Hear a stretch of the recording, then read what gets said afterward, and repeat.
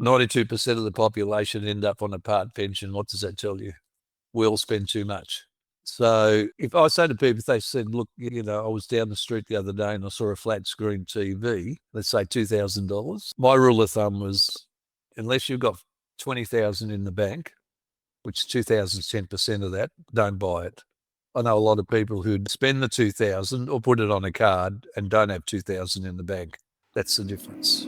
Welcome to the Inspired to Thrive podcast. I'm your host, Phoebe Lay, and in each episode, I will be sharing with you insights from either an inspiring person or myself to help you thrive and shine online and in person. We talk about all things marketing, relationships, money, business, growth, mindset, and more. So thanks for tuning in, and I look forward to seeing you inspired to thrive. Hello, everybody, and welcome back to the Inspired to Thrive and Shine podcast.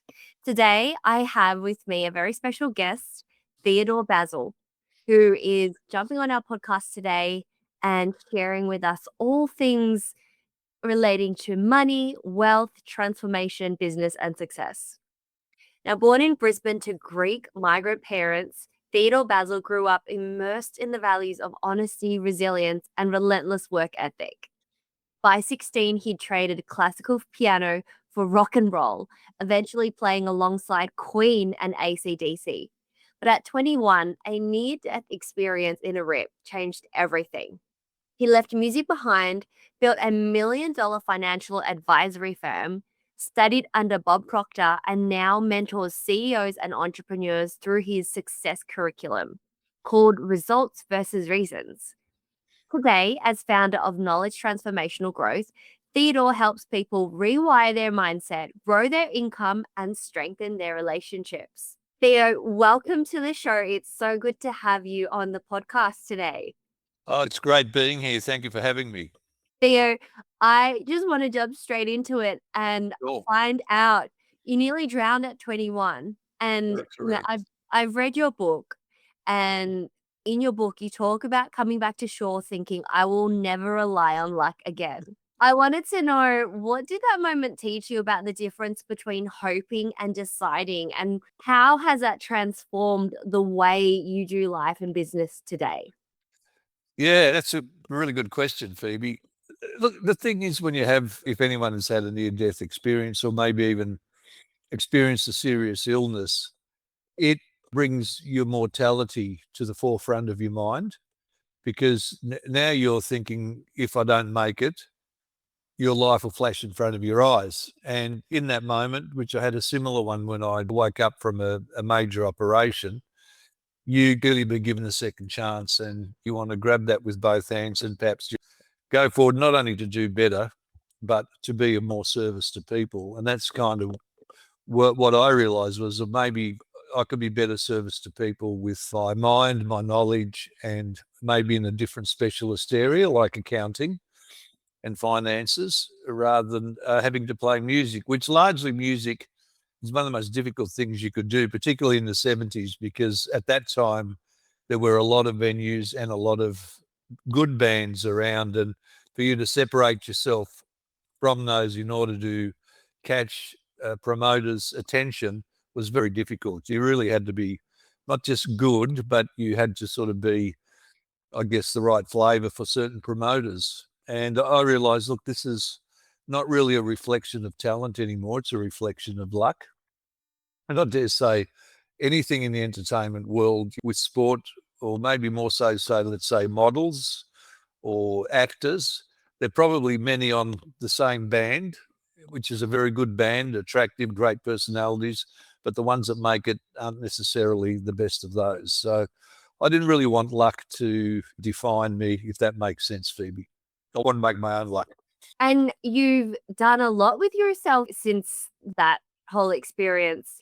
You've even written a book, The Invisible Secrets of Wealth. Why some people build wealth effortlessly and most never will. And I want to talk about that because that's the physical book that you handed me when we first met. It's a phenomenal book.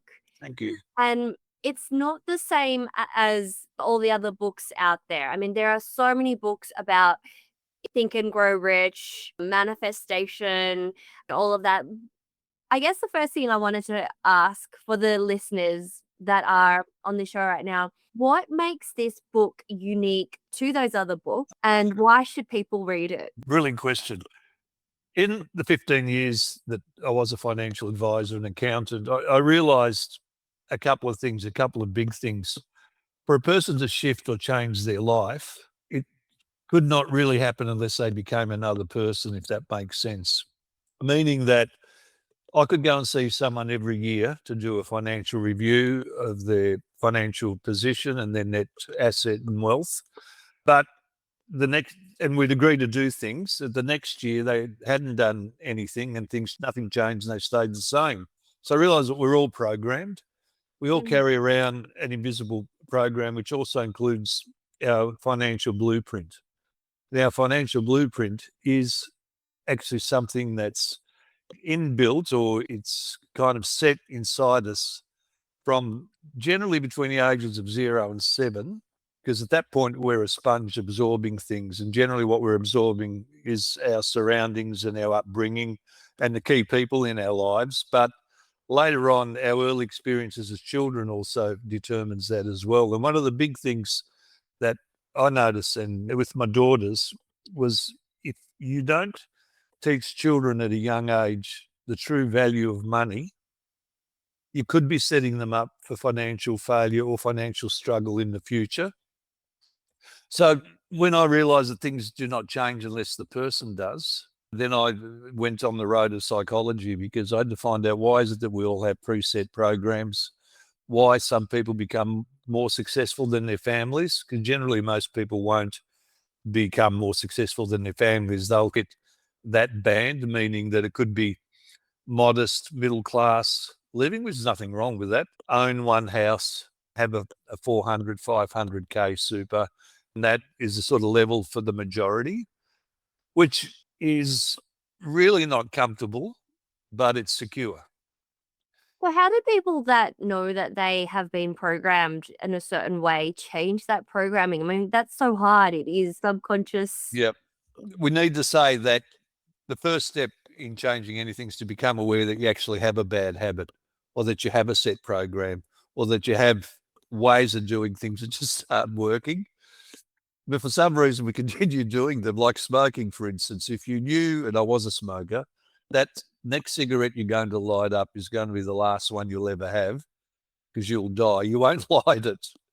But Yeah. while there's no pain, while your health hasn't declined, you'll just keep doing it. So your first step is awareness. And awareness can only come from looking at your life in a different way.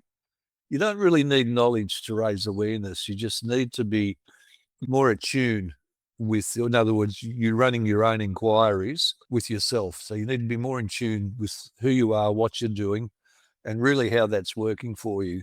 And if you boil that back down, 90% of our day, this might find this strange, is focused on what's not working in our lives. And the other one is what's wrong with our lives. That's what we think about. What's not working, and the funny thing is 70% of those thoughts are not true. That's just our mind playing that game to keep us in survival mode, or more importantly, to keep us the same. Your mind doesn't want you to change. But as some questions, what would be your top questions that you would get someone to ask themselves for that self-inquiry? Well, the best way to start off is to begin with your figures. When I give talks and I don't want people to share specific things like what they've got in the bank or what their house is worth, or what. I want them all to write those figures for themselves, because you need a starting point. And generally, figures are probably the most accurate measure we have as human beings. In things like, for instance, what's our average weight been in the last 2 years? What's the average bank balance that we have? And that bank balance will determine whether you're a saver, a spender, or an investor. What is the value of your house, and what was the value of your house 2 years ago? And what is your mortgage today? What was it 2 years ago? Until you see a shift in those numbers, that the thinking behind those numbers hasn't changed.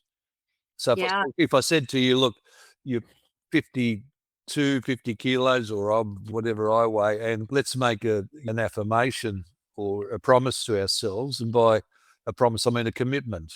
And do you know what a commitment is? In my words, you do what you got to do when you have to do it. In other words, you do what you got to do when you have to do it, and you do it whether you feel like doing it or not. So until you make that contract with yourself to change, let's say, your weight or improve your nutrition, nothing's going to shift or to become fitter.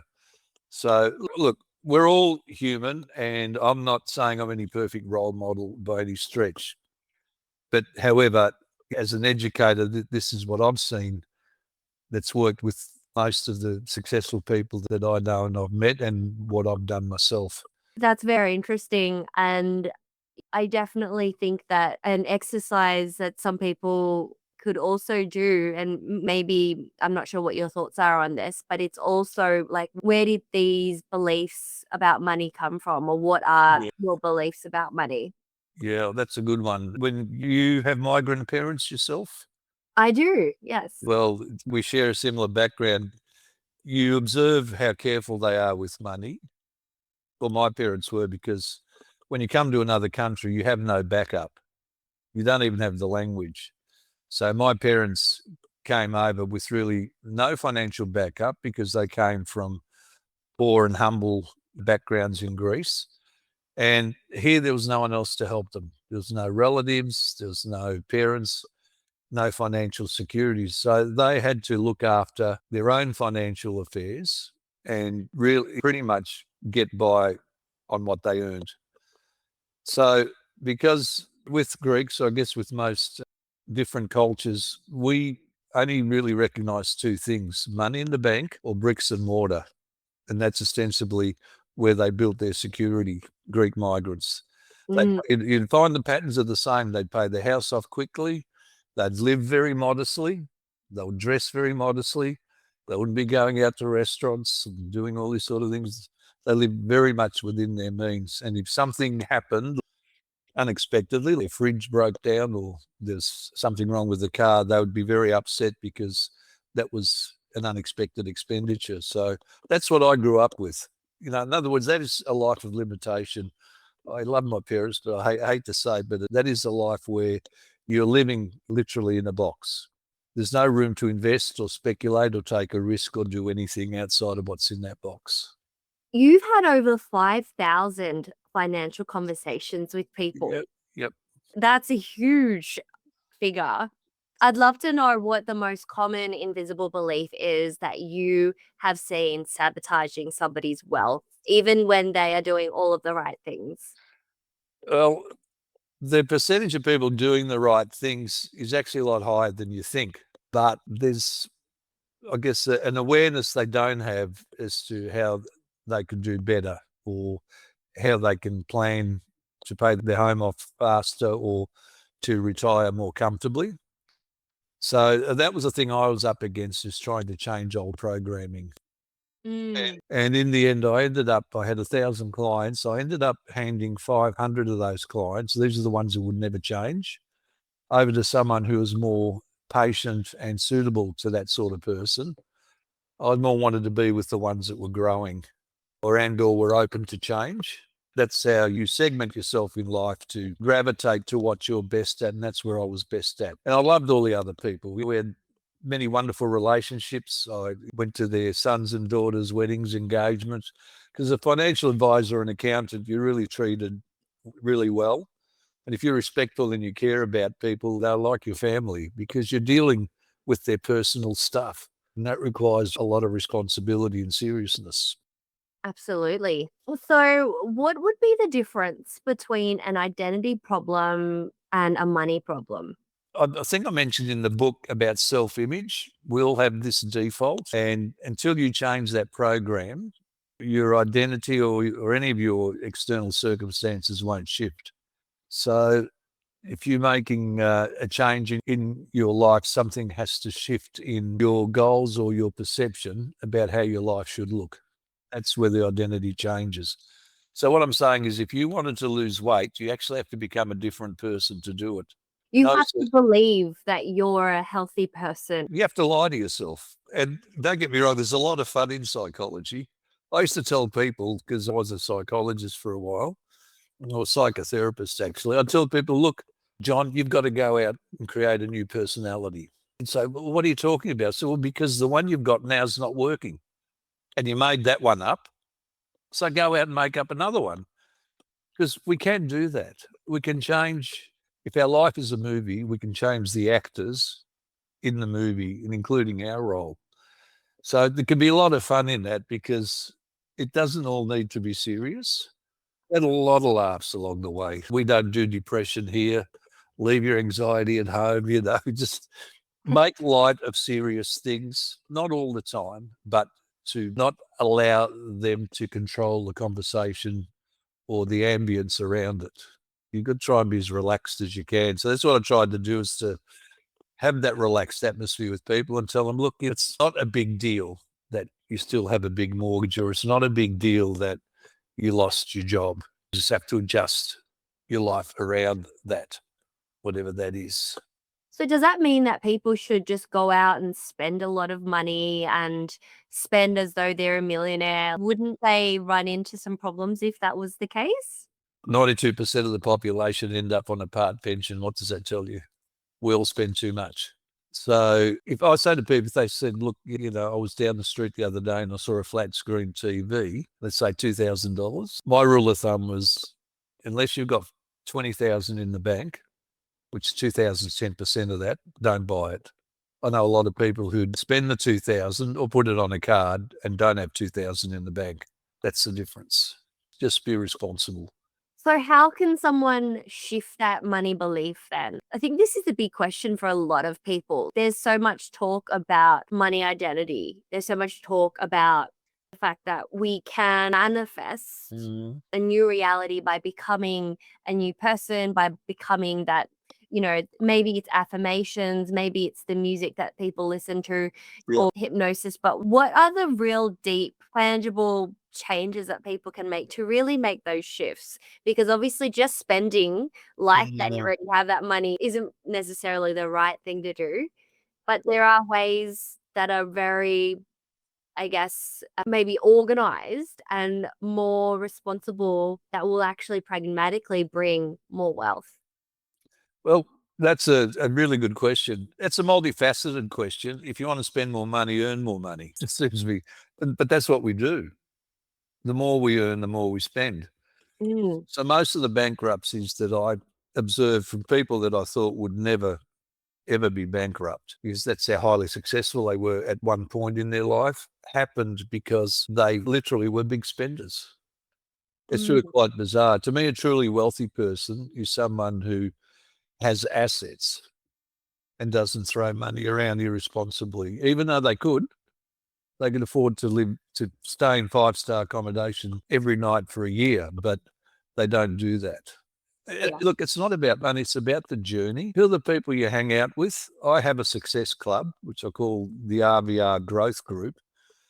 And one of the things is, if you have a community that are all, if you will, committed and versed towards achieving certain outcomes in their lives, it doesn't all need to be the same thing. It doesn't need to be, we're all here because we all want to be wealthy. And it doesn't need to be, we're all here because we all need to be more successful in our careers. It's just that you've got a support base and also people that understand. And when people would come to me for, let's say, therapy, and they were already in group therapy, like Alcoholics Anonymous or other groups, I wouldn't take them on until they gave up the group. Because when you're in a support group that is hinged around a problem, you keep talking repetitively about that problem. And to get away from the problem, you have to take it away from your psychology.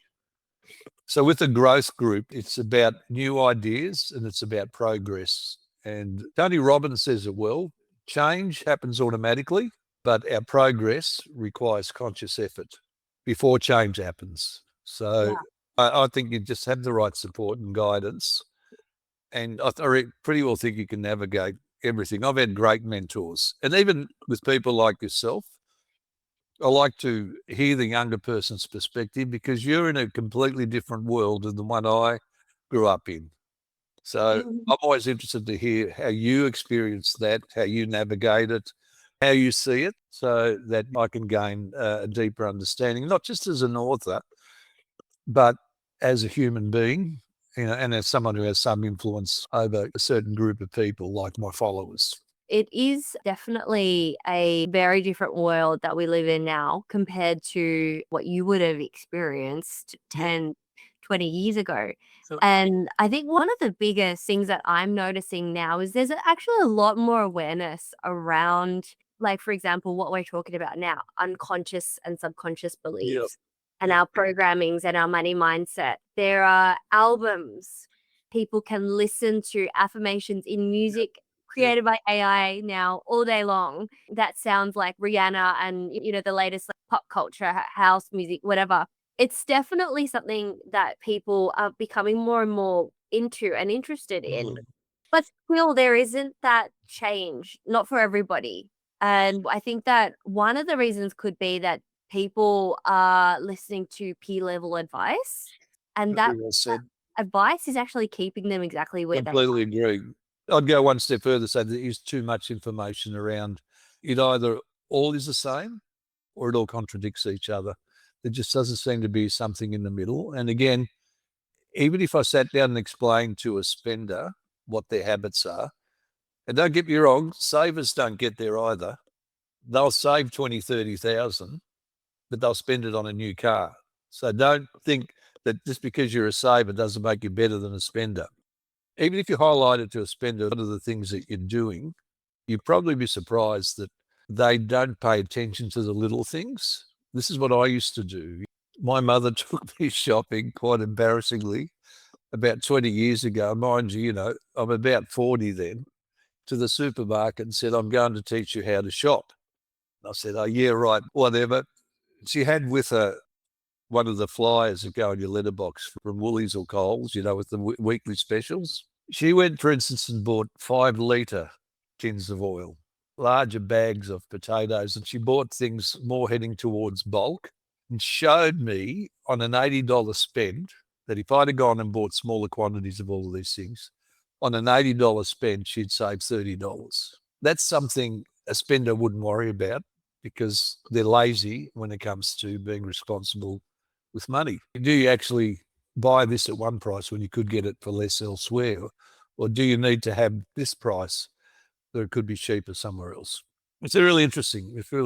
But look, the thing is, you and I had an initial discussion about meditation and mindfulness, which I think they're great things. Don't get me wrong, but they're overrated as well. They're not going to save you. And only discipline and fighting your mind is going to save you. And if you look back in history, our biggest enemy, yet our biggest friend, is our mind. Our conscious, our subconscious mind. If you look at the great generals of the past, Marcus Aurelius, the mighty Roman Empire, Genghis Khan, Napoleon Bonaparte, even Alexander the Great, all of them to a man said the greatest enemy was not in front of them, it was the one within them. All of them said that. So that's who we're sort of battling about. So my purpose is really simple. I just want to raise the awareness because I'll grow with you or with my clients. It's exactly the same. An environment that supports change and progress versus an environment that, as we do, applauds opulence and extravagance. I'm not into that pretentious sort of thing, but there's a lot of that out there. We're all trying to keep up with the neighbour. They've got a new car, I've got to get a new car. Yeah, I definitely agree with you on that. I think that it's definitely really important that we are aware of where our level of happiness comes from. If it's from material things, that's obviously not permanent and that's not going to last. But we can definitely control that by the inner work that we do. And I think that the more inner work we do, the more external, changes occur. And our external is a reflection of the internal world, including how much money we are making. So if we don't feel valued and loved, and we don't feel like we are enough just as we are without needing the external, then we're not going to make more money. That's right. All related. Just going to ask you what some of your challenges were. You mentioned the other day when we were talking about doing the interview that one of the highlights or puts front and center the epidemic of loneliness in today's world. Yeah. Loneliness with that. I think the social media, the working from home, all of that has somewhat scattered us. And we've kind of lost that fabric of everybody in the family sitting together for the family meal or the Sunday roast. And something like we should work on. And there are other reasons for youth crime, for instance. And that is, I reckon, has begun from COVID and has continued on through the social media, because that's not the real world. This is speaking to you in person in real time. And the thing that you're battling in getting your message out, it's a wonderful message because you're an off person. Phoebe, you're battling fractured attention because there's all these things wanting to divert your way to what from what you're doing. And so with your followers or anybody would just, if they sat down for even long enough, just the essence of your message is, and I know you're going to make it, but it would help you get there quicker, and you deserve to get quick. But there's so many things vying for everybody's attention now. Is like, who do you believe? Who do you listen to?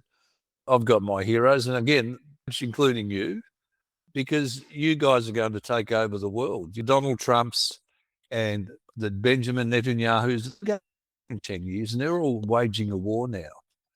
All their decisions will mean nothing in 10 years' time. It's people like yourself want the world over. So what are you guys going to do is really important. How are you going to bring societies together, conflict in societies? And I believe we've become a very thin society. We've become really a bunch of whingers that we're condemning people for, which is really a poor choice of words in a lot of cases, but we're making out of that. I don't think that's helping us. Or, for instance, how many people sue each other. That's not helping us because else is getting blamed for someone else being unhappy. I don't know. I try and stay away from that. That's why I do. Me retire. It suits me because I can pick and choose who I work with and, what I do. But not many people have got that luxury. So I wanted to find out why Bob Proctor is one of your personal heroes. Why him and why not, for example, Napoleon Hill? Look, they all are. I just believe that Bob's credentials and his message at the time I was exposed to it resonated deeper with me than other people at that time. At the moment now, no, all my mentors are all younger people between 35 and 50. But Bob's message was really clear. He was about changing the paradigm. The paradigm is what this interview is hinged on. Paradigm is a collection of habits that we all have within us that are running our lives. That's what Bob's on about. How do we change those? How do we become aware of those? What vibration is, for instance, how you can elevate your life, not just consciously, but emotionally, and understanding the power of our subconscious mind, which is a lot of people even now don't understand.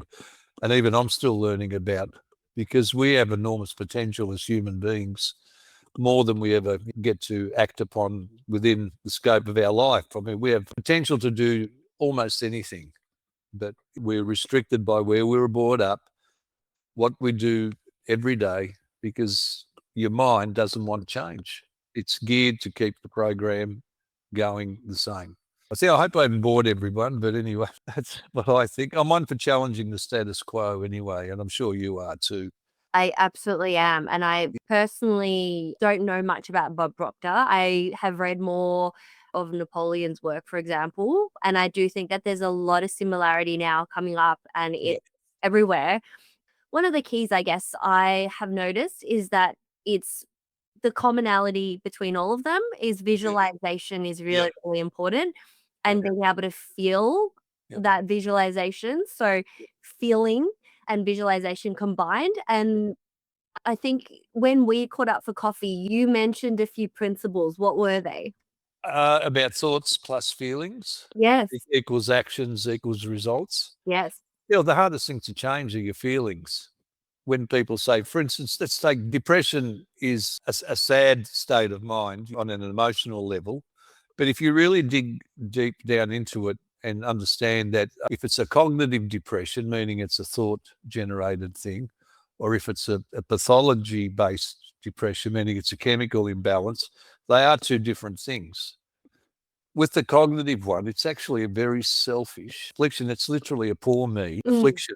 And so the only way someone can get out of that is to, first of all, acknowledge and learn that maybe they're being selfish. Maybe they're thinking too much about themselves. And what got me through the hard times was, what can I do for somebody else? As a society, that's how we need to be thinking, is if I can do something for someone else, then that takes my attention away from me. Absolutely. I always say, and I think you've worded it much better than what I used to say. It's, if you're depressed, just think about somebody else. Yep. Start thinking from the lens of other people and stop thinking about yourself. And I think it sounded really harsh, but what you just shared is confirmation that I think there's some merit and some truth to that. Well, one thing to enjoy with you, and something for your listeners, is just learn to become a giver. And it should be natural for a lot of people. Like, actually, when I say giver, not just a compliment, like actually do something for somebody, either in a physical action or even give them cash. I think I told you the story about Rob, the business broker. I've done this with a few of my clients. He was basically a broker for very large loans for buying businesses between, say, 10 and even 200 million. Yeah. And his business had hit a hard spot. Now, Bob is, if you want to label him in a generic sense, to the point, a tight ass. And I said to Bob, like, how have you got yourself into this position where your business has gone bad and you're even thinking of leaving it and selling your house? And what he didn't realize was I don't think he realized that his energy wasn't conducive to attracting people. Even though a lot of people would like and respect him for who he wasn't bringing in any new business. So I said, look, you've got nothing to lose. Why don't you just start giving money and effort away to others? This is a true story. And he said, what do you mean? I said, well, don't just buy coffee, buy someone a meal. Buy someone something for $20, $50, $100 that will help them in their life. Like, actually give. Not every day, every hour of every day, but every once in a while. And to which he proceeded to tell me off and chide me and ridicule me and saying, do you realize I can't afford to weigh myself and you're telling me to spend money? He said, do you realize how bad my business is? Of course I do. I said, but what's $20, $50 to you now? He's a millionaire anyway. So he said, all right.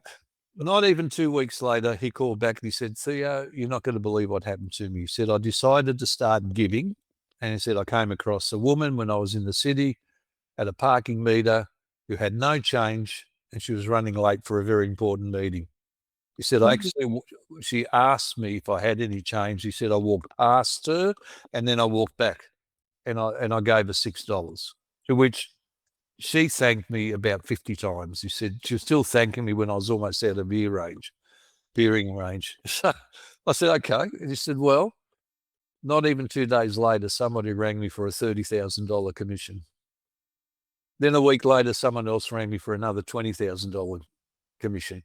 He said, I actually believe, and he does, that they came about because he decided to start giving to people instead of sitting feeling sorry for himself and continuing on. And there's nothing wrong. Look, if you're not a giver, that's fine. But understand that we're in a world that we all rely on one another to get by.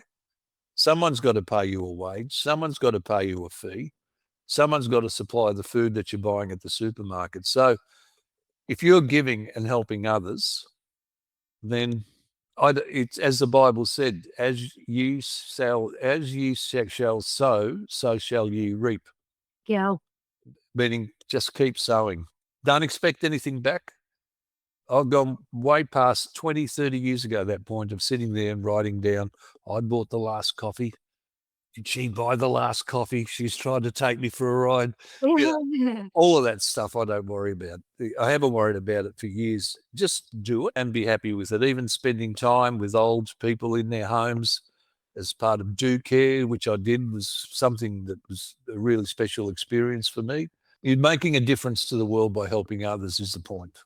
Don't wait for someone else to do something for you.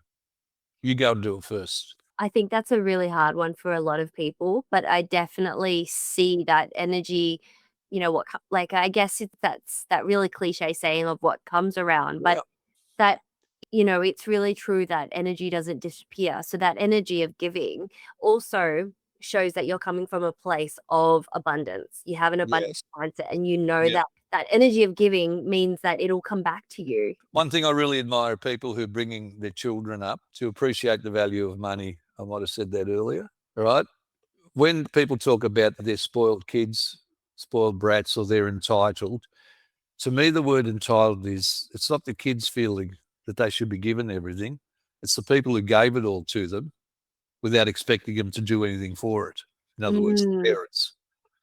So when I read about a successful person bringing their children up to be financially responsible and to understand on a deeper level the value of money, in other words, you go and do your odd jobs that you're going to get paid for, you go and get a part-time job like our kids did at McDonald's, then you actually are a contributor from that point to society, and you're not just taking what's given to you because your parents were affluent or could afford to, or people, were in a position to, throw that money to you for no effort. That's why I think as a society, we have to kind of, if we can do that, we'll create a generation of givers, and a generation of givers, I feel, will solve more problems than where we are today, which is maybe 50-50. Yeah. Maybe not quite there. Thank you so much for everything that you've touched on today, Theo. I really have enjoyed this chat. If there's one last message that you could leave the listeners with today, what would it be? The best story we talk about giving that I heard was the late Mother Teresa visiting a radio station in Chicago. And as you know, as we all know, Chicago is a very cold city. It gets down to minus temperatures. And the program manager, she was making a guest appearance. The program manager, who was Irish Catholic, asked her, Sister Teresa, is there anything we can do for you? Can we make a donation to any of your charities, your causes? She said, Patrick, no, I don't want anything. I don't need anything. Thank you. Anyway, he kept persisting. The story goes, and I know that it's true because I know someone that was there. He got to the point where he's almost on his hands and knees begging Mother Teresa to allow him to do something for her or for her charities or for her orphanages. And do you know what she said? Okay. What you could do for me, Patrick, she said, is get up at 3 a.m. and go drive to a side of town where there are homeless people, get out of your car and go up to a homeless person, sit down at their level and say to them, you are not alone. What a great story. That's beautiful. Does anybody do that? That's really lovely. Mm. Thank you for that encouraging word. That was so nice. My pleasure. And I will link your book as well, and your 2 books, to the show notes for anyone that wants to check it out. It's available on Amazon, Right. and then of course you guys can check it out in the link as well. And Theodore, thank you so much again for Absolutely. and for what you do as well. If I can contribute and above all support your career, that really is gold to me. So you keep doing what you're doing, and that's, as you've already know, it probably hasn't been a smooth journey to get to this point to where you are. But if you remain genuine, authentic, and true to yourself, you are all of those, then I'm sure more success will follow you, and probably when you least expect it. Oh, thank you, Theo. I My appreciate pleasure. it. And thanks again to all the listeners that have tuned in for this podcast episode. If you liked this episode, make sure that you share it with someone that would benefit from listening. Leave a like, leave a comment if you're seeing this post. And once again, have an amazing day and continue to rise up, to thrive and shine. Thanks, Phoebe. Thanks, Theo.